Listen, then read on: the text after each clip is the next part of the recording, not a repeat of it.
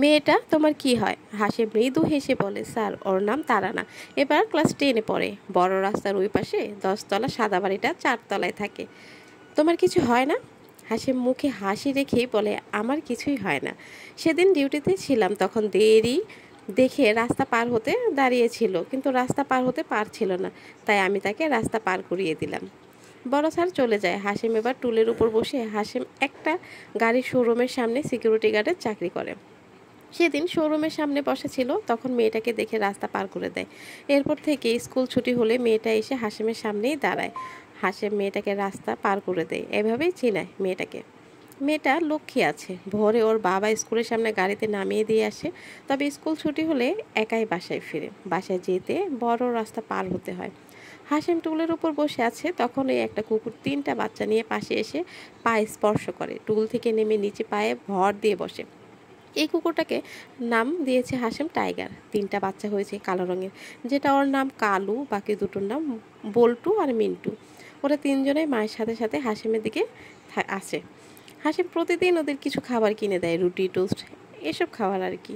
সেদিন তারানা যখন দেখে হাসিম আঙ্কেলের একটা কুকুর, তার 3টা বাচ্চা আছে, তারপর স্কুল ব্যাগ করে বাসা থেকে কিছু খাবার নিয়ে আসে। হাসিম আঙ্কেলের কাছে সেই খাবার দিয়ে যায়। আঙ্কেল কুকুরকে সেই খাবার খেতে দেয়। আজকেও তারানা খাবার দিয়ে গেছে। হাসিম পলিথিন থেকে খাবারগুলো বের করে একটু একটু করে বড় কুকুর আর তার বাচ্চাদের সামনে দেয়। ওরা বেশ মজা করে খাচ্ছে। খাবার খাওয়া শেষে হাসিমের পাশে বসে থাকে, কখনো বা পা চাটে, গায়ে লাফিয়ে উঠতে চায়। হাসিম শোরুমের পাশে পলিথিন দিয়ে একটা ছোট ঘর বানিয়ে দিয়েছে। দুপুরের রোদে বাচ্চাগুলো সেখানে যেয়ে গুটিসুটি দিয়ে বসে থাকে। শোরুম বন্ধ করে হাসিম রাতে বাসায় ফিরে। মানসুরা আজকে কল দিয়ে লাউ শাক নিয়ে আসতে বলেছে।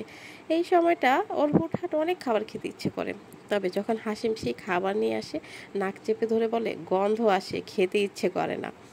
মানসুরা দরজা খুলে দেয়। হাসিম ঘরের ভিতরেই এসে চৌকিতে বসে বলে, ব্যাগে লাউ শাক আছে, রান্না করবে?